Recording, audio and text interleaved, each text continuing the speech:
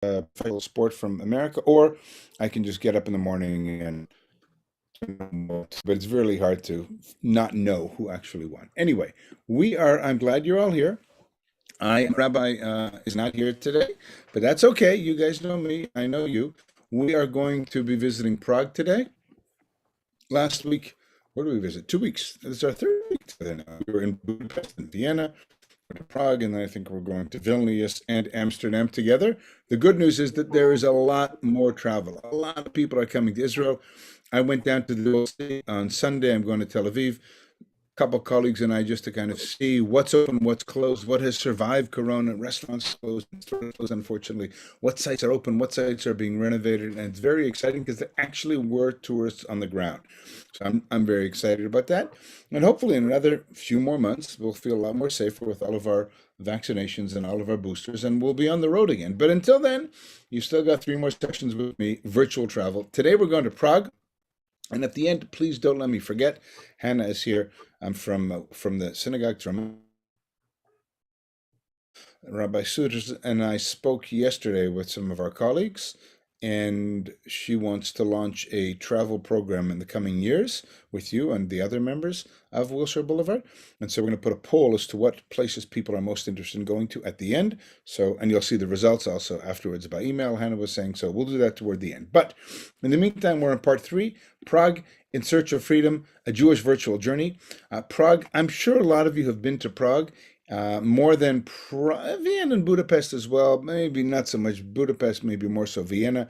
But I think the further in Eastern Europe, even though not geographically, but maybe spiritually, one goes, Eastern Europe, as it was under communism at least, the less likely people have to have gone there. I know, for example, not a lot of people are going to Russia, Belarusia, or Kiev at this moment in time, or the Ukraine, I should say, but that will change. But what's amazing about Prague, it's accessible. Even in the communist era, people would go to Prague. And what happened was, what is in Prague fascinating is that there actually is a statue in front of City Hall of the great Rabbi the Maharal in the 16th century, which is pretty incredible. There aren't many places like this in Europe. And there is the Jewish town hall in Yosefov, the Jewish neighborhood, and that Jewish neighborhood today is part of the old city. And what's fascinating about Yosefov is that it is this almost frozen in time museum of Jewish life that is still actually a Jewish neighborhood in terms of the places of worship. Maybe most Jews don't live there, but it's still it's really one of the few places, that in Krakow, Kazimierz in Krakow, where one can really get a sense of Jewish life as it was hundreds and hundreds of years ago. And that's a lot of what we'll be exploring today. Why freedom? When I go on virtual tours, as you probably know, many of you have been with me to a number of places now, I wear not just the glasses that I'm wearing now, but I wear a Jewish lens. And in many ways, each city, each site, each country that I visit has kind of a different theme that I at least pick up on. And for Prague, I think the most tangible theme that I've grappled with is the idea of freedom. Why freedom? If you look at 1,000 years of history in Prague, one way to really understand not just the Jewish story, but the Jewish story as well, is this notion of freedom, both us and for the Czechs. Keep in mind, we, the Jewish people, remember the Exodus from Egypt daily in our prayer and annual in our cycle of Pesach and other festivals. And this notion of freedom from slavery is a universal ideal. Think of the American Civil Rights Movement, right? Very much focused on that as well. But I'm going to look at and grapple with kind of 4 freedoms in the next hour or so. One is national freedom, to live as an independent nation, free from foreign domination, the Jewish state being in exile or in galut, right? The Jewish people, national freedom. But then there's also political freedom. The Czech people sought for centuries to be free of the Habsburg yoke of the Catholic debate within the Catholic and the Protestant world. We'll see Jan Hus a century before Martin Luther comes onto the scene in the early 15th century, the Nazi occupation, the Soviet occupation, and for a long time, the Czech people have fought for their freedom from oppression by others occupying and controlling them. The notion of religious freedom, the sense of Jewish powerlessness, we'll understand that through the prism of the story of the Golem, where Jews created this fictitious mythological character. I say that, but some of you might know that it is a true figure, but we'll talk about that, in order to have greater freedom. And finally, psychological freedom, touching a lot on Kafka, late 19th, early 20th century, as he described himself as a person imprisoned, in one of his stories before the law, imprisoned within a cocoon of his or her or their own making. So Prague, the great thing about Prague is it's small enough to walk around. 2, 3 days is what most people spend in Prague. You could have, of course, spend more, but I would suggest somebody keeps raising their hand. I apologize, and I will take questions at the end. So whoever's raising them, please keep those questions in mind. I will focus, and I'd spend about 10 minutes at the end or more on questions and answers. The two major sides of the Vltava River in Prague. On the west is the area of the castle, and the Prague Castle and the cathedral. There's the cathedral, and this whole walled area is the castle. On the western side of the river is this old Jewish quarter called Yosefov, very close to the old town square, Lady of Tyne Church, the big astronomical clock you visited, and of course the statue that I showed you in front of City Hall over there, and of Rabbi Lo, or the Maharal. Very small city, very walkable, very beautiful, as you'll see by images that I've either taken myself or borrowed, I should say, from the internet. The cathedral, one of the more beautiful, colorful, eclectic, stunning cathedrals in Europe, is in Prague. And if you've been there in recent years, sometimes you can wait a very long time in order to get in there.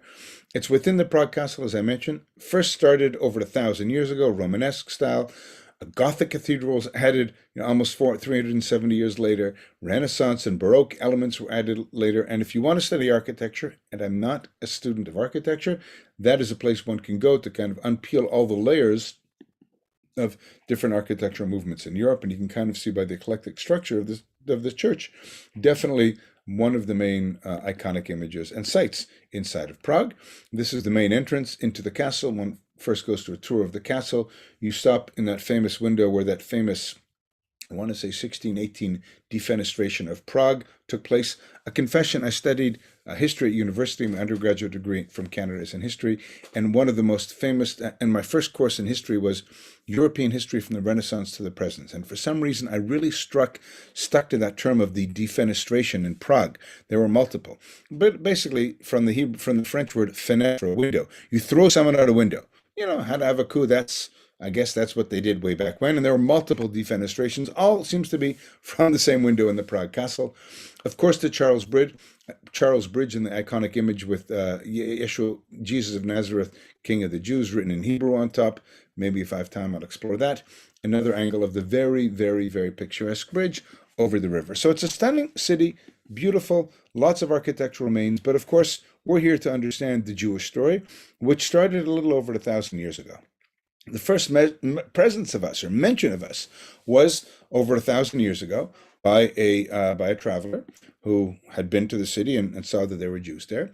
But like every other city we have visited and we visit together, as I say, the story is filled with trials and tribulations, success and creativity, but persecutions, essentially subject to the vagaries of the Christian rulers. For example, in the early 13th century, you might have talked about this last week when we were in Vienna, the Fourth Lateran Council of Pope Innocent III in Rome defined transubstantiation as infallible. That notion in the Catholic tradition that the juice/wine or bread/wafer is actually the body and blood of Jesus. And that's important because we'll talk about and we'll hear about the desecration of the host being the wafer, right? Part of those sacraments used in the Catholic tradition, and Jews were oftentimes accused of stealing them. But that really helped define the nature of relationship between Christians and Jews.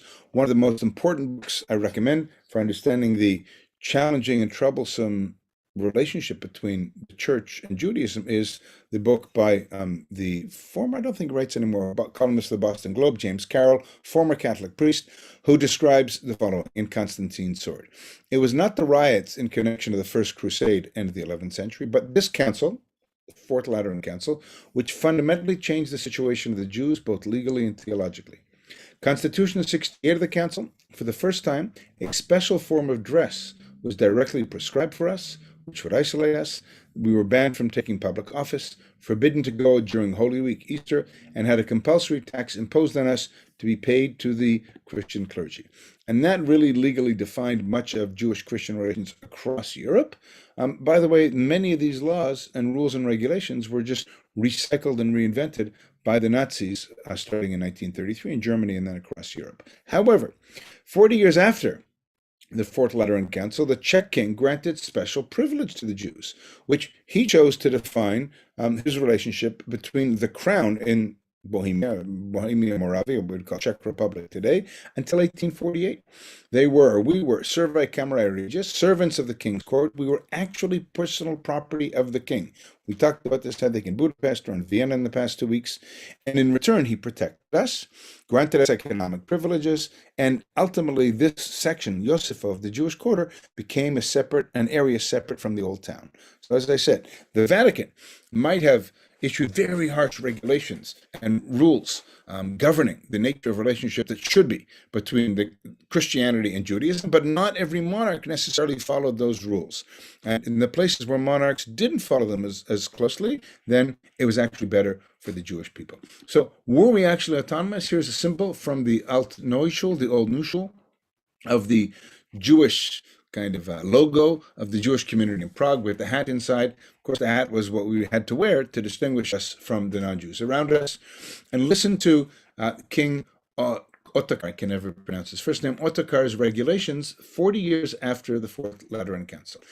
And it's amazing because these regulations help us understand that the Jews were not, well, listen to the regulations, you'll see what I mean. If a Christian injures a Jew with a dry blow, he shall give the king 4 mites of gold. Now, why the king? Because the Jew is the property of the king. But also, the Jew would get 4 mites of silver. And if he, the aggressor, doesn't have them, he shall lose a hand. A Jew may be accused of washing in Christian blood or drinking it only if the Christian accuser can produce 3 Christians and 3 Jews as proof. That's not easy. If the Christian cannot, he shall suffer what away to the Jews, that is death.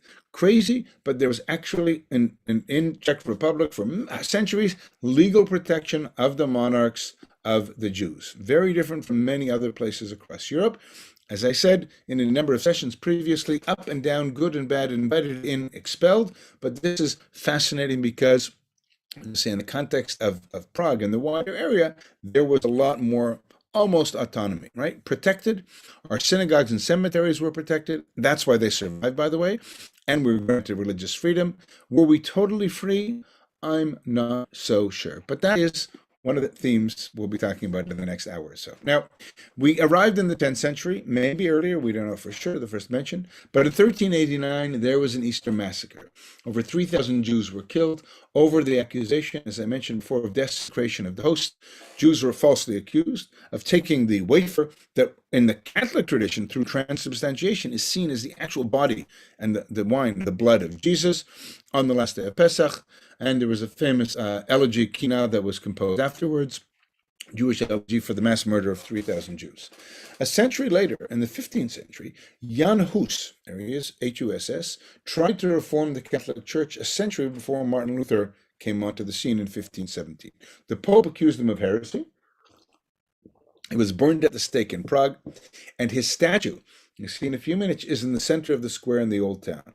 And that notion of basically accusing the Pope of what Luther accused the Pope of a century later. Now, Luther was motivated by this notion of sola scriptura, scripture only. The only authority in Christianity, according to Luther, was the scripture, the Bible, right? New Testament, what they would call the Old Testament, Tanakh, etc. He wasn't quite there yet, Jan Hus, but he was very critical of the corruption of the Pope. Very important.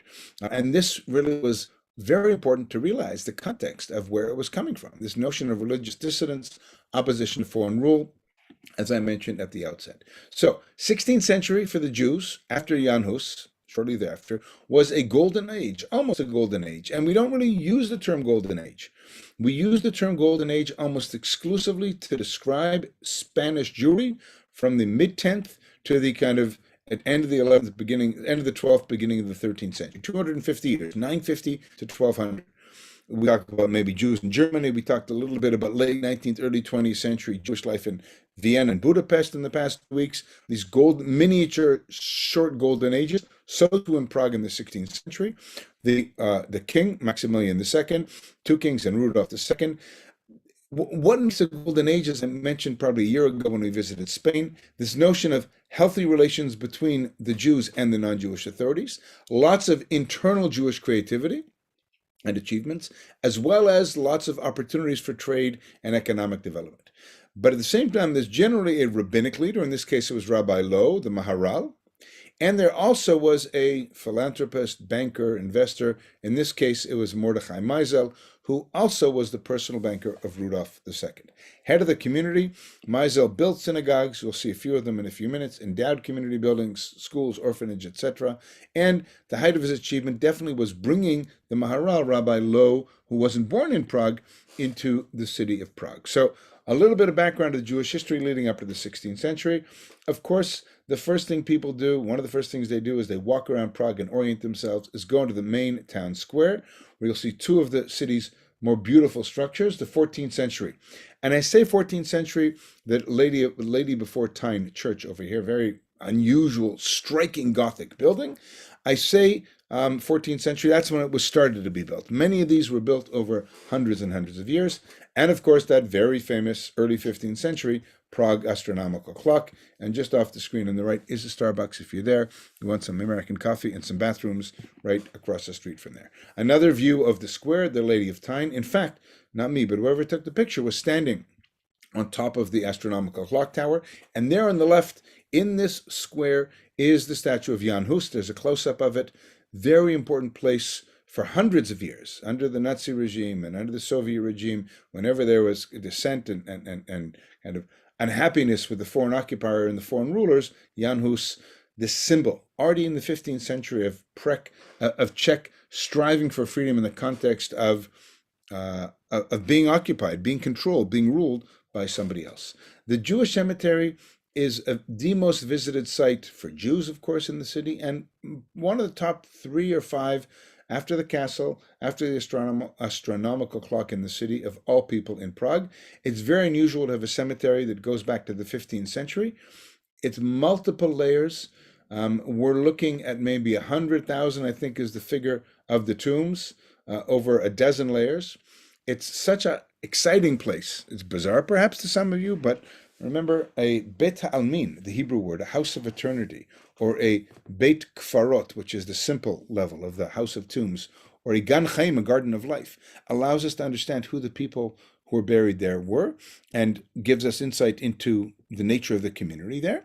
There is the Beit Tara, the house of purification for the deceased before burial. It's still there.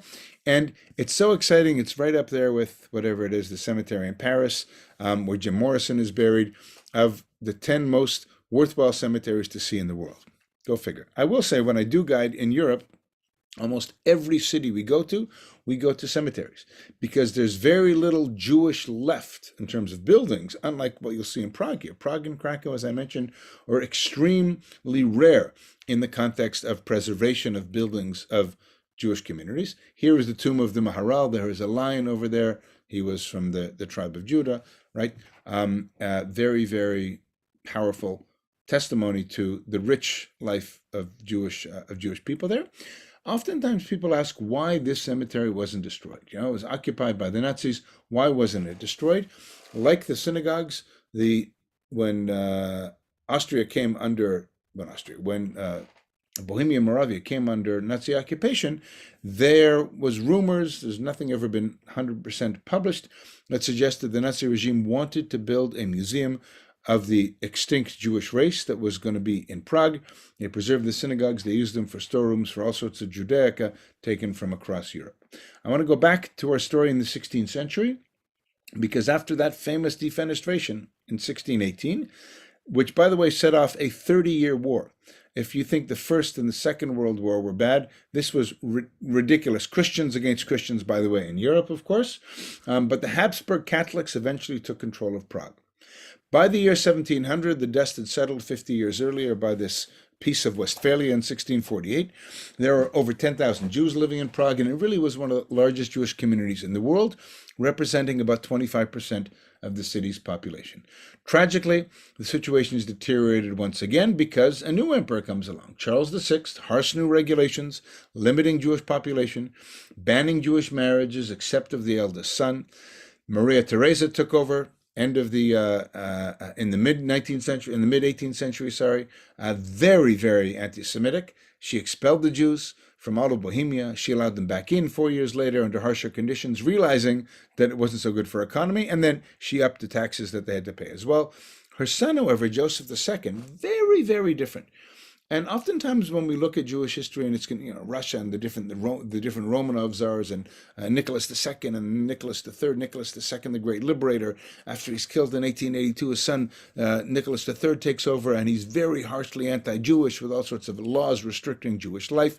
Same too here. We've got Maria Theresa, very Catholic, very anti-Semitic, very harsh against the Jews, but her son is much warmer to them. And he issues the edict we saw in the past 2 weeks in Vienna and Budapest. All of this area, remember, Austro-Hungarian Empire, the Habsburgs, and the 1782 Edict of Toleration. Not full emancipation, that happens later, but rather Jews were given rights unlike any other place they had in Europe. Now keep in mind, 1776 was America, the American Revolution, right, where we the people, rather than a monarch ruling by divine rule. 1789 is the French Revolution, and even before the French Revolution, where shortly there everyone was given freedom, and the Jews a little bit later in the early 19th century. But here in the Austro-Hungarian Empire, we were tolerated. It meant that schools could combine religious as well as secular studies. The emperor wanted to draw the Jews out of the ghetto into the modern world, but wasn't yet ready to give us full citizenship. Ultimately, in 1850, when we had citizenship, the area of Josefov was incorporated into the much larger city of Prague.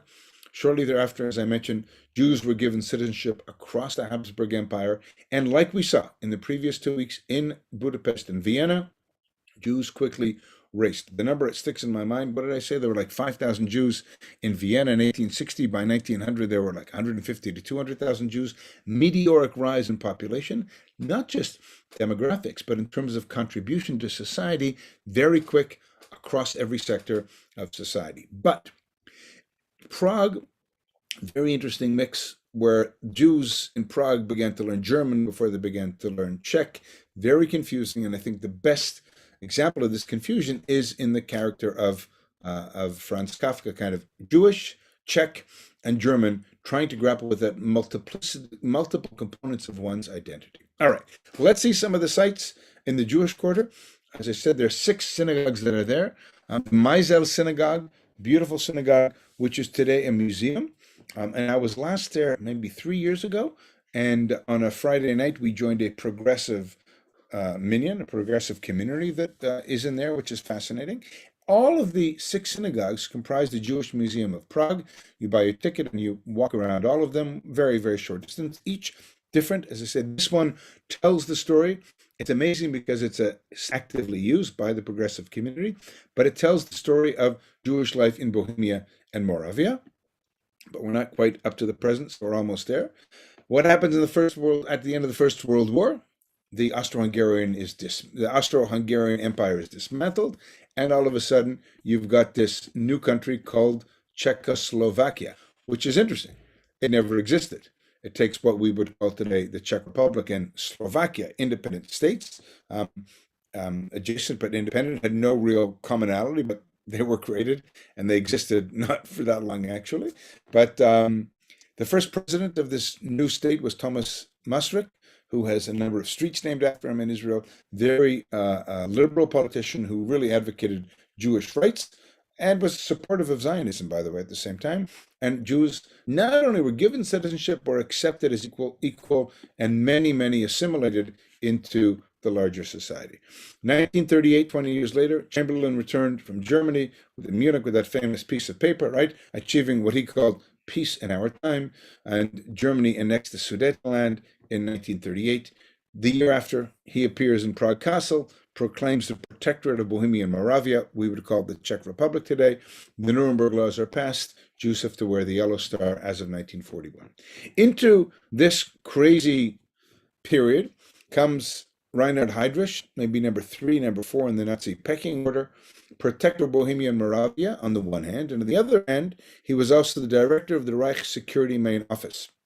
He was the one responsible for the 15 men sitting at the Wannsee Conference Center on the 20th of January 1942, crossing the T's and dotting the I's in the Nazi final solution to the Jewish question. Czech underground assassinated him in this operation called Operation Anthropoid, just in the northern outskirts of the city of Prague, as one drives up to Theresienstadt in the spring of 1942. He was critically wounded. He died shortly thereafter, but is in revenge. The Germans, the Nazis, not only found what they claim were the perpetrators in the Czech underground, not Jewish, but Czech, and then they destroyed an entire village with 1,000 people, literally leveled the entire village, burned it to the ground, and killed everybody in the village in retribution for the murder or assassination of Reinhard Heydrich. Very powerful memorial in a church where the two assassins hid for a while until the Germans got them out of there. Terezin, about an hour north, and we're not going there in our time today. I'm just focusing on Prague. The Jews were first transported to Terezin in 1941. Terezin was not a death camp. People died there, people were killed there, but Terezin was a combination concentration camp, labor camp, transport camp, because from there, Jews who were brought there eventually were sent mostly out to Auschwitz, where they were ultimately murdered. And then after the Second World War, Czechoslovakia fell under communism. We're familiar with the story of the Prague Spring, of course, in 1968. One of, if not the, major upheavals under communist satellite nations in that period. And as we see what's happening in a bracket in Ukraine today, the tension between Russia and Ukraine isn't over. And the attempt for the Soviet Union to have a sphere of influence across Europe after the Second World War, of course, countries like the Czechoslovakia and countries like Poland, of course, very much felt the anvil of communism. But in November of 1989, the famous Velvet Revolution toppled communism in Czechoslovakia. And then 5-6 years later, in 1993, the Czech-Slovak Velvet Divorce. I don't know why velvet is so big there, but whatever. Velvet Divorce, the Velvet Revolution. Fascinating. 68, 1989 as well. I put in here to break up some of the history, the beautiful view from the western side of Vltava River, looking to see the Prague Castle lit up beautifully at night, and the cathedral. Typically, when one visits, there are 3 components to visiting. Here you take your bus up to the top of the hill, or walk if you're really brave, and then you go through the rooms, some of the rooms of the castle. You can spend days in the castle, wait in line to the cathedral, and then you might walk out via a number of very cheap souvenir shops in what's called the Golden Lane, where Franz Kafka actually lived for a while. And you can buy some Kafka gifts and some images of the Golem and everything else. So we've seen one synagogue already, the Maisel Synagogue. As I mentioned, this quote ghetto, it wasn't an official ghetto in that sense, but it was an area where Jews were allowed to live as a separate city. Then it becomes 1850 part of the city of Prague. Many Jews, once they were part of Prague, didn't feel the need to live in this densely populated area, and ultimately many left. The assimilated and integrated Jews left, and it became pretty much the home of the Orthodox. Much of the neighborhood was demolished late 19th, early 20th century, except for the synagogues, the cemetery, and the Jewish town hall. As I mentioned, why did they survive? The Nazis were planning on creating this museum of the extinct Jewish race, which would be the Jewish Museum. Which are the, did I miss a slide? No, I did miss a slide, sorry. What are the synagogues? The oldest synagogue in Europe is called the Alt Neuschul. We'll see that in a couple of minutes. Dates from 1270. Gothic, very beautiful structure, still active Orthodox synagogue. That is really the heart of the Orthodox Jewish community in Prague. The Pinka Synagogue, built by the Horwitz family, today is a memorial to almost 80,000 Jews from Bohemia and Moravia who were sent out and murdered during the Shoah. The High Synagogue, which I've never been to, next to the town hall. I don't know, I think it's a building that is used by the Jewish community, but it's not, it's part of the museum, but most people don't visit there. Again, I've been there many times, I've never been in it. Very similar to the Krakow Synagogue, if you remember where we were a year ago in Kazimierz. The Klausen Synagogue, built by Meisel. Today it has an exhibit on Judaism. Right? I mentioned the Meisel Synagogue, which is next, which is a synagogue that tells the story of the Jewish story in Bohemia and Moravia, whereas the Klausen Synagogue for non-Jews tells the story of Judaism, which, again, most Jewish groups I'm with don't go into. This amazing neo-Gothic synagogue, we already saw some of it before. It was Mordechai Meisel's private shul, and that was the place where a lot of the Judaica looted was stored, as I mentioned before. It's used as a progressive synagogue. And finally, the newest, nothing to do with, from the 13th century to the 19th century, the Spanish Moorish Revival Synagogue on top of the former Alta Shul, the old shul, which by its name predates the old new shul, right, over here. So it goes back from sometime between 908 and 1270, but nothing remains of it. But this modern synagogue houses, again, similar story of Jewish life in Bohemia and Moravia, but from the last 200 years or so. Where are they in the map? There is the Spanish synagogue, right? This, imagine here, this was the area of Yosefov. Up until 1850, a distinct Jewish community. The cemetery here, 1, 2, 3, 4, 5, sorry, this is the Jewish town hall, 5 and 6 synagogues. And this sixth one was built outside of that, again, by the date, Spanish synagogue, 1867, 1868. Once there is no more separate Jewish town called Yosefov, but rather it's all part of the larger city.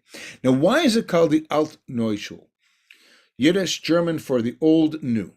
Now, there are two possibilities. One is because it is the new old shul, right? The old shul existed, destroyed, redone in 1270, so it was the new one at then, but now it's considered the old one. But the other interesting connection to the name, and I think this is fascinating in Prague in general, there's so many stories that are much deeper than the surface, is that Al-Tnai in Hebrew, I wrote this in, Al-Tnai is on condition or conditionally. And the story or the legend is that this is there until the temple will be rebuilt in Jerusalem. There is the synagogue, beautiful structure. There is the Jewish town hall with the Hebrew clock going backwards, beautiful Gothic arches on the ceiling. Again, not destroyed, damaged, but not destroyed, still functioning from 1270, not destroyed by the Nazis. What's interesting about this is that there is a staircase, a ladder, can you see it, that goes up to the attic. We'll come back to that in a few minutes because that's connected to the most famous character in Prague, the Golem. Here's another image of the synagogue. And what's amazing is you can kind of see around here the beautifully fixed up buildings, the most expensive real estate, where Cartier and Christian Dior and the Rolls-Royce dealerships are all located in Prague today, is Yosefov, the former Jewish quarter. And as I say, there's still a couple active synagogues there. Some pictures from somebody I guided from Chicago a couple years ago, beautiful photographer, of the seats with the names actually still on them of the people who worship there, and the small little bima in the small little, very heavily fortified synagogue. From one end at the 1270 Alt Neu Shul to the other end, the 1867 Spanish synagogue, in this Moorish revivalist style. If you have been to the Orenburger Strasse synagogue in Berlin, same time period. If you've been to the Doheny synagogue, you were with me there 2 weeks ago in Budapest, the Tobacco Street synagogue. If you've been to the Plum Street synagogue in Cincinnati or the Central synagogue in New York, all built at about the exact same time, second half of the 19th century. Liberal, not what we would call reform in the modern sense, but liberal synagogues, separation between men and women, place for a choir, stunning, beautiful building, very, very different in style. But remember, it was built a mere 600 years after the first synagogue that we've seen, the Alt Neu, or the Old New Synagogue, renovated. Unlike other places, Poland, where there are those 7 synagogues in Kazimierz, the thing about Prague is that for decades, even under communism, the Jewish community sold tickets. You could go up in the 70s and 80s, and some of you might have, to Prague. And the money you'd use to buy a ticket to visit the Jewish museum and the synagogues, they would use them to maintain the structures and the huge volumes of people. It's one of the more important parts of a visit to Prague, right? As I said, you do the castle and the cathedral and the Jewish quarter. And you walk around and you see Japanese tourists and Russian-speaking tourists, most of them not Jewish, coming to see the Jewish neighborhood. And that's why it's so important that they have an opportunity to see a synagogue that tells the story of Judaism, the story of Jewish life there. This synagogue, as I said, the Pinkas synagogue, right next to the cemetery, you can see over there. And this is where that Shoah memorial is located. It actually was built after the war. There was a flood there years ago. And then they, in the communist era, and the communists just whitewashed the names because For communism, it wasn't about individuals whose lives were extinguished, but rather it was about the fascists who took over Europe, of course. And so it was, Mother Russia that was the great savior in the Great Patriotic War, and they weren't that interested in the names. It took a while, but the names now are painstakingly restored. These are pictures from my phone. They're intentionally like that so you can't actually see them, but walls and walls of the synagogue. There is a wall like this over here. I'm going up with my arrow, is one of these. In red are the towns or the family names in bigger font. 78,000, this and this and this and this, all around the synagogue on 2 stories of names of 78,000 Bohemian and Moravian Jews murdered in the Shoah. And there's no memorial that I know like this anywhere else in Europe, except in Auschwitz, where there is a list of up to about 2.5 million people, which is taken from Yad Vashem, of all the victims of the Shoah. Not necessarily everyone killed in Auschwitz, but it's this one long barrack in Auschwitz where you've got book after book after book after book. This is an attempt to really give a sense of the enormity of the number of individuals murdered by the Germans. Now, 78,000, it's 1.1 million Jews were murdered in Auschwitz. It's a big number. It's not as big as in Poland, but it pretty much represents almost the totality of Bohemian and Moravian Jewry. So another synagogue, which isn't in this neighborhood of those 6 synagogues, is one of my favorites, and I added it. It's called the Jerusalem Jubilee Synagogue.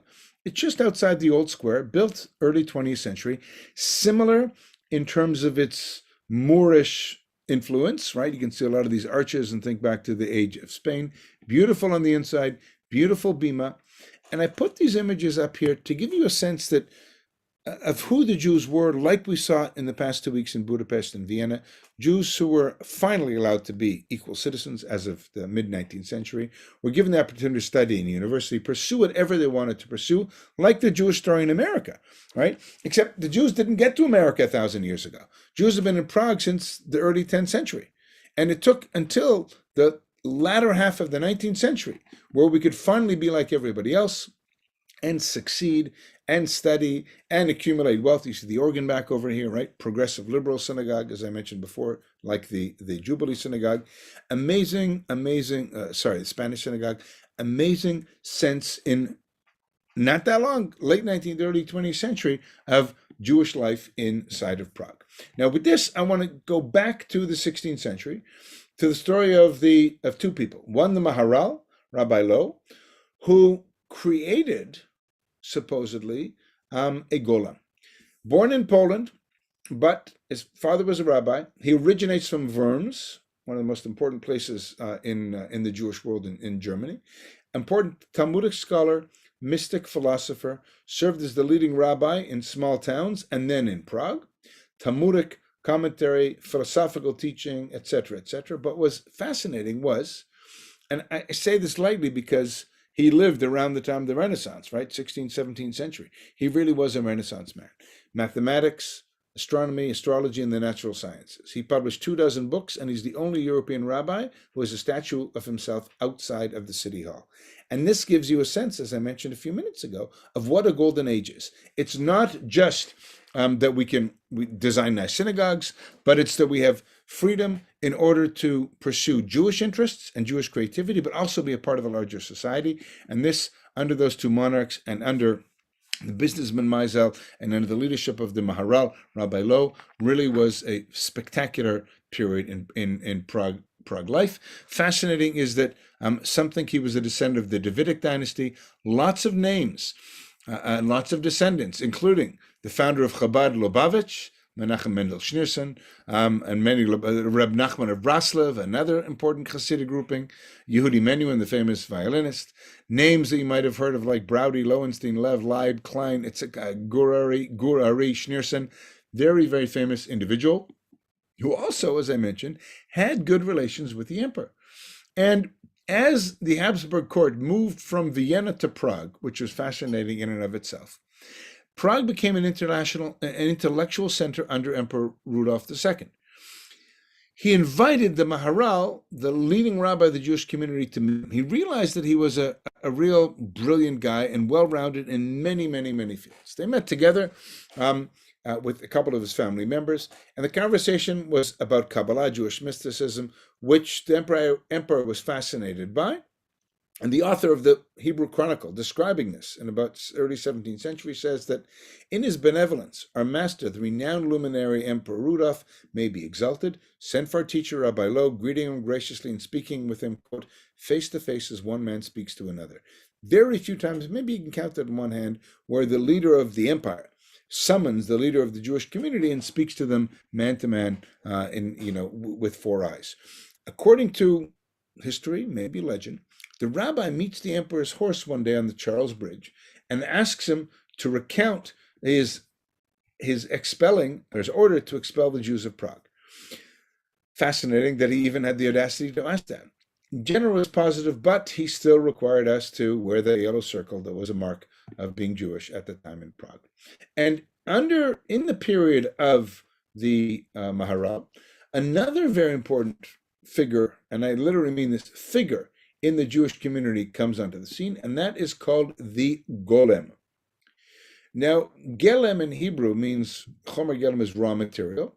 Here are statues which you see everywhere on sale in Prague. You can see them, big, small, medium, large, and everything in between. And the Golem was this mythological character, fascinating, can I get rid of this, right? Was this mythological character who written emet on him, which means truth. And there you can see it's written Golem. Here is the Maharal. And the Maharal created this mythological figure in order to protect the Jews of Prague.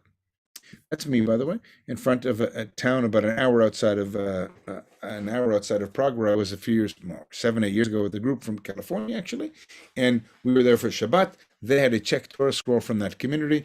And upstairs, there's a little museum. And of course, there is an exact replica, so they told me, of the Golem. Now, there are infinite versions of the story of the Golem.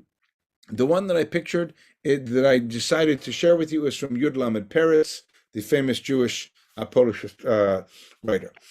And he describes, and I'll read from Yud Lamed Peretz. Rabbi Lo, the Maharal, put aside his holy books and went into the street, stopped before a heap of clay in front of the teacher's house and molded a clay image. Now, things were good, right? The Emperor Rudolf II had a good relationship with the leader of the Jewish community, but still, times were oftentimes troublesome. He blew into the nose of the Golem, this mythological creature that he created of clay, and it began to stir. Then he whispered the name of God into its ear, and our Golem left the ghetto. The rabbi returned to the house of prayer, and the Golem fell upon our enemies, threshing them with flails. Men fell on all sides. Prague was filled with so many corpses. It lasted, so they say, through Wednesday and Thursday. Now it's already Friday. The clock strikes 12, and the Golem is still busy at work.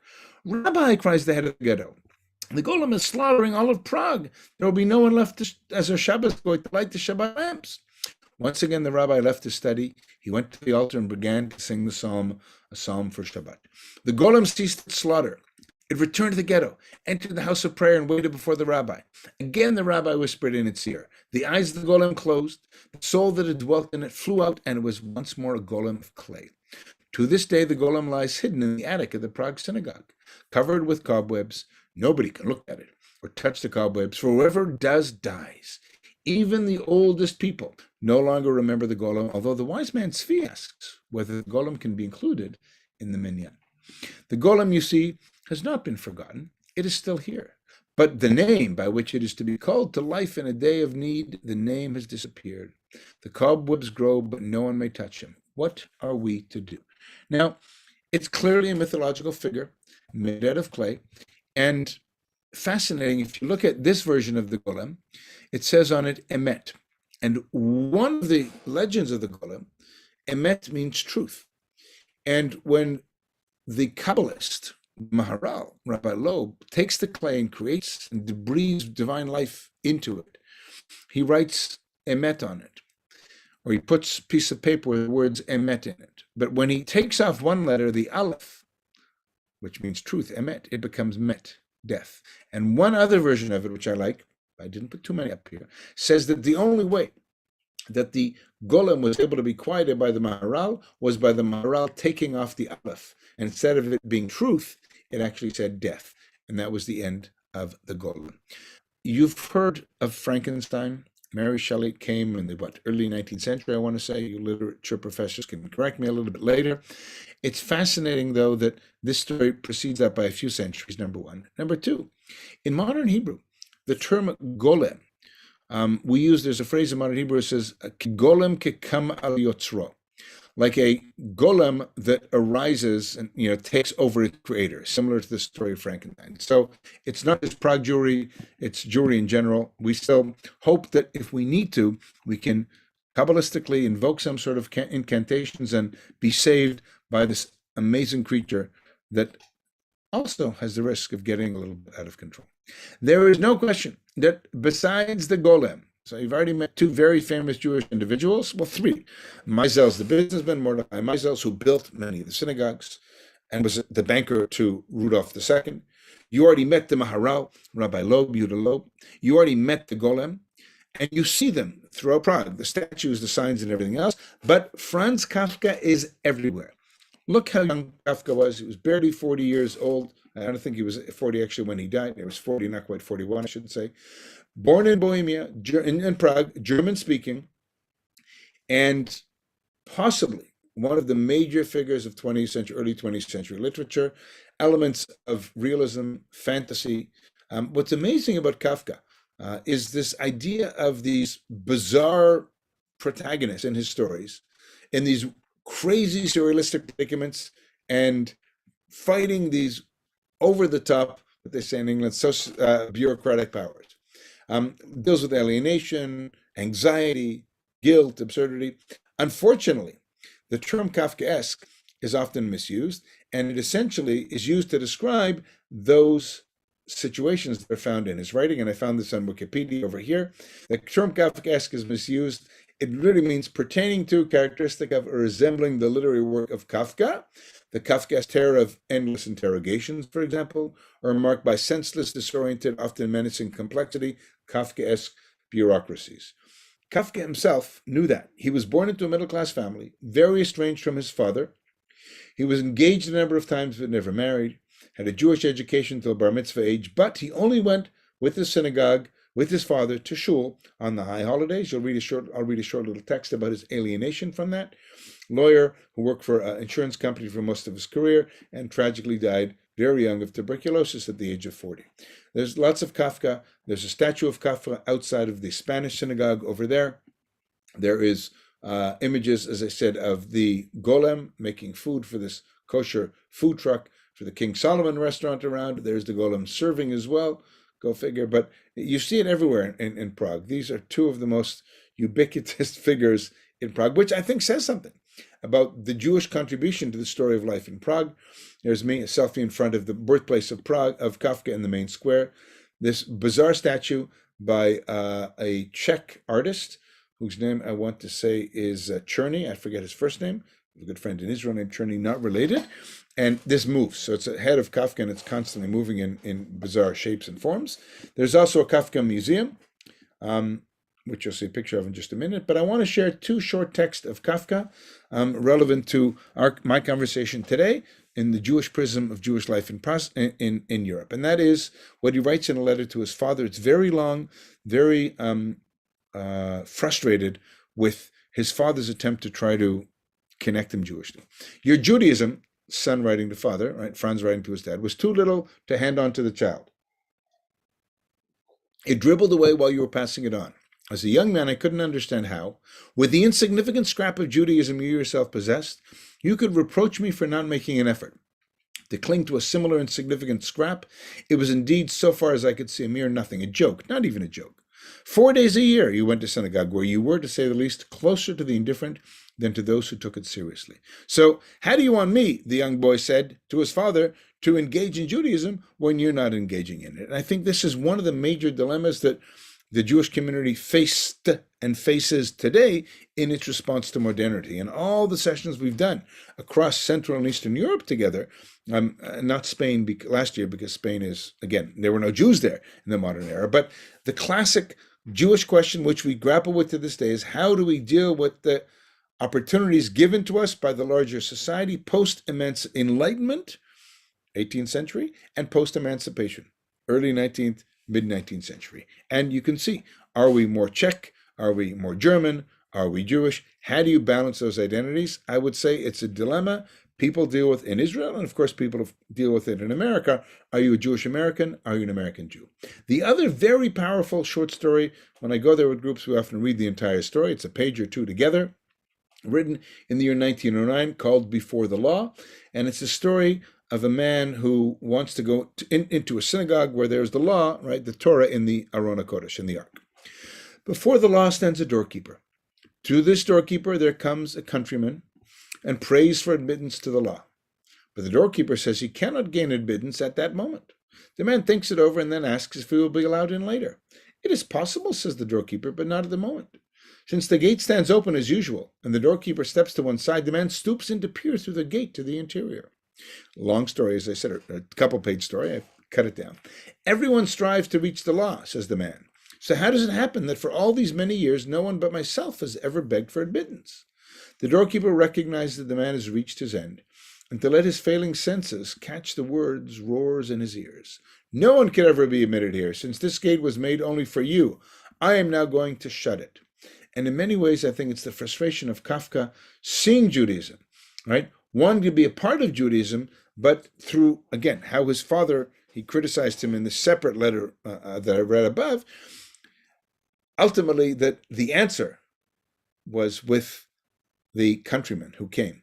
And he had to give himself permission to actually engage in and grapple with and approach the Torah, the law, inside of the synagogue, and kept himself outside. So it's beautiful, universal literature, metamorphosis, of course. I'm dealing with bureaucracy, a man, getting entrapped inside of his own cocoon. Bizarre literature, but very, very powerful. And I think in many ways, it's not just its universal impact. The few stories and books of Kafka that I've read, it's not just what it says about the human condition. A lot of it, I think, is, and these two texts in particular, has to do with the Jewish perspective in modernity. If born in the late 19th century, into this amazing Austro-Hungarian Empire where we could be like everybody else, right? Herzl was born just a few years before, not that far away. We saw 2 weeks ago in Vienna. All these other people in Budapest, and all these others in Vienna. How do you deal with this question of identity? Are we Jewish? Am I Jewish? Am I Bohemian, Moravian, Czech? Am I German, right? Can I be all of them at the same time? I would answer yes. I mean, you were Jewish Americans and American Jews, but that was for the first time when Jews were grappling with it. And Kafka, more than anybody else, I think, gave expression to the challenges/frustrations of that. One of the houses I mentioned in one of the parts, the three components I said of the museum, of the palace area, is the Golden Lane, right? There's the cathedral, and there's the palace, and there's the Golden Lane. And this is the house, I think this is the one in which Kafka lived for a couple of years and wrote a couple of his books. And then on the western side of the city is this Kafka Museum, where that same artist, Czerny, made this sculpture of these two men literally urinating in a map that is the Czech Republic of today, as one enters into the Kafka Museum. So a little bit unusual. The first time I went to Prague, I was corrected by my colleague, the local guide, and she said, no, that's not Kafkaesque. I said, now I get it. And as I said, Kafkaesque is not just bizarre, which we like to think, but Kafkaesque is this complicated bureaucratic situation, wrapping ourselves into this cocoon that is of our own creation that we can't quite get out of, our own self-created quagmire/imbroglio. That is Kafka. There is the story, of course, of 778,000 Jews who were murdered in Bohemia and Moravia. There's also, however, a very, very powerful story of one of the most famous of the righteous amongst the nations, what I call one of the upstanders. Interesting, he was born, his parents were Jewish, but he was born baptized Catholic. His name is Nicholas Winton. You might have heard of him. He, a number of years ago now, in England, appeared on a TV show where a woman gets up on stage and tells the story of how she was a child in Prague, I think in Prague or somewhere in Czechoslovakia at the time, who was put on a train with hundreds of other children and sent to England in order to save them from what eventually happened. Their parents were killed. They never came back. It turns out 669 children were saved. And she said, is there anybody else in the audience who has a similar story? And every single person in the audience stood up, except for this man, Nicholas Winton, and his wife. He never told the story. The family were cleaning out the attic of his house, and they discovered the records of all the 669 children who were taken. And a few years ago, the last time I was in Prague, maybe three and a half years ago, pre-corona, July 19, I wanted to see a memorial dedicated to the 669 children. And literally a week before I came, I heard that there was a desecration of the memorial to Nicholas Winton in the Prague train station. And here you can see, here's the memorial, there's a stone with flowers, and there's a glass door on one side of the adult hands, the big hands, and on the other side facing them are the children's hands, saying goodbye from inside the train, outside the train. And this crack, was it destroyed? Was it just damaged naturally? Don't know. But it made the headlines in Israel, of course. Was it anti-Semitic action? And I went, the morning I got to Prague, running around, I went for my morning run, looking for it. Of course, I didn't realize there were, I think, 3 train stations that I went into until I finally found this one. And nobody could tell me to go through like half a dozen of these long alleyways, to get underneath the train tracks in order to find this memorial. But very powerful, very touching. And here you can see the plaque. This farewell memorial is a symbol of courage and love to parents who in 1938 and 1939, regardless of what their own fate awaited them, boarded their children on trains with heartache and tears in their eyes, waved goodbye, sending them away to safety to save their lives. Most parents perished in the Holocaust from the Winton children. Now, this is fascinating because it's a beautiful memorial, very simple, and you'll see I took it, these are all pictures from my phone, right, of the adult hands trying to touch the children's hands through the windows on the train. And here you can see from the other side, there's the train, right? People going to their train. There's the ticket office up over here. Beautiful building, and you can very easily miss this memorial. Now, why did I want to go see this memorial? I'd been many times to Prague, but I'd never seen this. And it resonated personally with me because at that time, our youngest son, who was conscripted in December of 2017, he went into the Air Force, and he went into the search and rescue unit of the Air Force. These are guys who do this, bizarrely. That's what they do. They rescue mostly, their remit is to rescue pilots who unfortunately fall in enemy territory around the Middle East. That doesn't happen that often, thank goodness. But they're the search and rescue, airborne search and rescue for everything in Israel, land, water, and sea. And my son was in this unit. This is and he was training for a year and a half to get to this unit. This is the kind of stuff that they do. The name of the unit, here's its symbol, called the Flying Cats. For those of you who know the American Air Force, it's the equivalent of the PJs in the American Air Force. These guys in Israel are all medics, at least some are paramedics and doctors. In America, they're all paramedics. But the name of the unit is 669. Why? Because of Nicholas Winton's rescuing of 669 children. And when I was going to Prague, and I heard about the memorial being destroyed, it resonated with me because my son and all of his friends actually did not even know why the name. There are a lot of numbers connected to military units. They didn't know why it was named that, but now they all know, thanks to me telling them that story. Lots of stumbling stones we've seen in lots of places across Europe. This grassroots project in front of homes where Jews lived, usually either by relatives from abroad or by people who live there now, right? Here Clara lived. She was cruelly murdered by Nazis in 1942. Tens of thousands all across Europe, and you see them in the stonework across Prague as well. And a couple more slides before I turn it over to questions and answers, because I talked about freedom, remember? And one of the most important expressions of freedom is in art. And when you look around Prague and you see the Powder Gate, and you see this Art Deco building from the 30s, I want to guess, and you see this modern building called Fred and Astaire by Frank Gehry. You guys know Frank Gehry from Los Angeles, of course.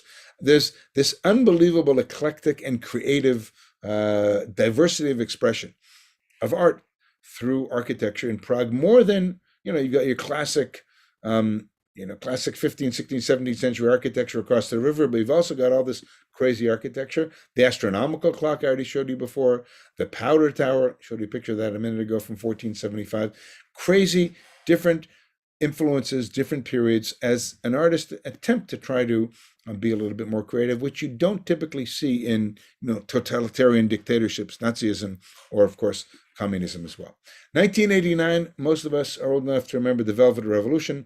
Václav Havel, the leader of that, the playwright, and here's a memorial to the theater from November 17, 1989. And it's interesting what he writes years later, after the revolution, in the book Where Cultures Meet, the Story of the Jews of Czechoslovakia. So it's a book about Jewish life in Czechoslovakia, and he contributes to it, non-Jew, of course. I often think about what the history of the Czechs and the history of the Jews had in common. We were both small and nations whose existence could never be taken for granted. An uneasy fight for survival, a feeling that our very existence was always being called into question, was projected into the cultural and behavioral patterns of both nations. Writers and philosophers took the burden of politics on themselves. Both nations revered the written word and those works which kept their language and tradition alive. Jews and Czechs have always looked to their past, seeking it as a source of strength and solace.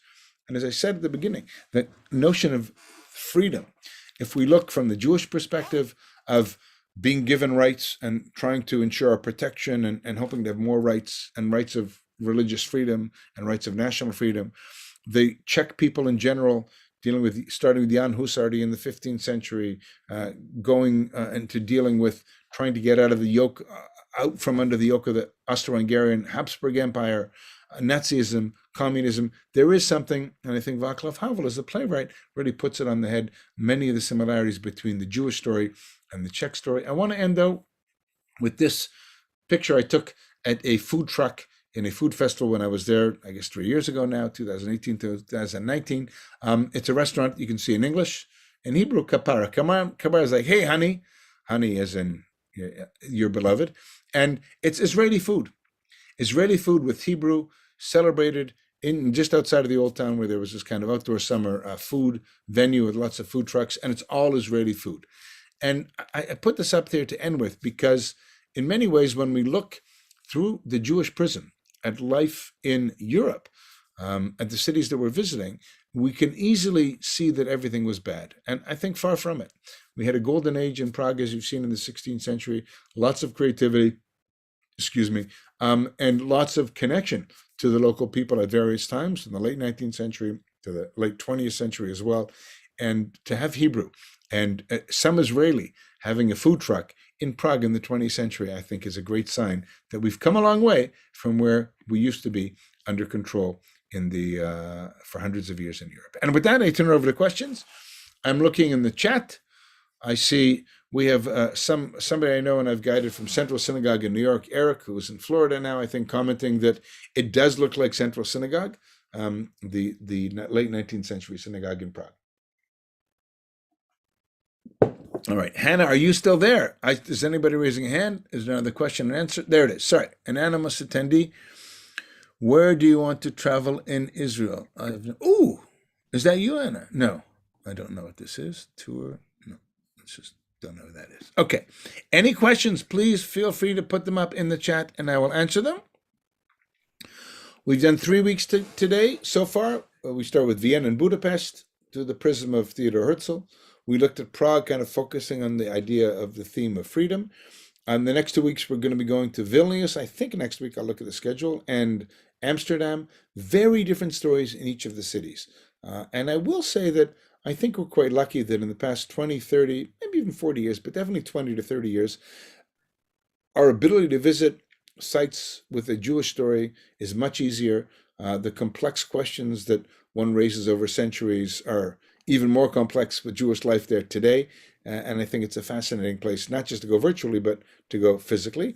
And with that, Hannah, are you there? Can you put up the poll then, I believe? Yes, I'm here. Okay, so everyone will also receive an email at the end of the session today. You will receive an email that also has a link to the survey.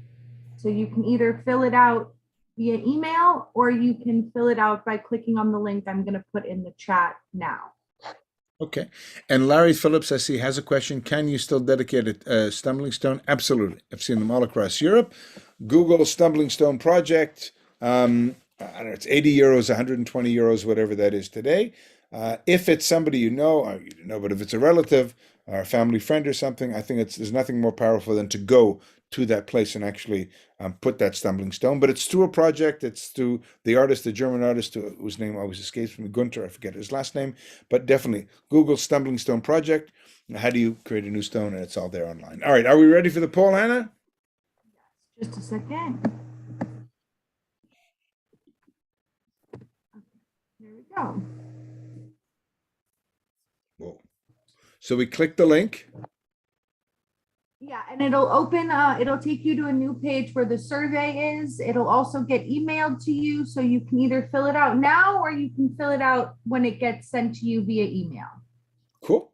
So as I mentioned, thank you very much for this, Hannah. As I Of course. mentioned before, Rabbi Susan and I had a conversation just yesterday, actually, with our colleagues, because Susan had planned to go, I think, in May of last year, or this year, actually, to Europe. I don't think we're quite ready to do that yet.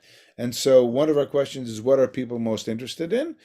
You can see Morocco is in Europe, obviously, so it doesn't just have to be Europe, but option one would be Prague, Budapest, and Berlin, 3 cities. Option two, Spain, with maybe Portugal as part of it, or maybe Portugal as an add-on, and or Morocco.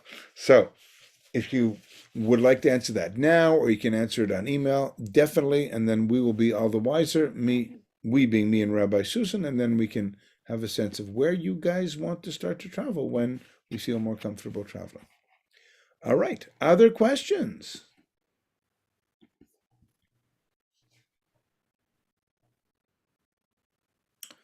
The difference in a webinar and a Zoom session is I can't hear you, but nobody's raising a hand and nobody was chatting. Somebody was raising a hand a lot at the beginning, and I don't know if they wanted to ask a question, but you certainly can. Who was that way back when? I don't know who that was. It was Jones, LA late. Yes, you might want to. Are you there? There she is. I don't know if she's around, but you can ask a question. If you do want to ask a question, actually, I can put you up. I can allow you to talk and I can even see you. But okay. If not, no pressure. Keep your questions for next week. We will meet same time, same place next I week. do Right? want to. I do want to ask, but I didn't know I had to unmute. Can you hear me? I can hear you Yeah. perfectly. Okay, great.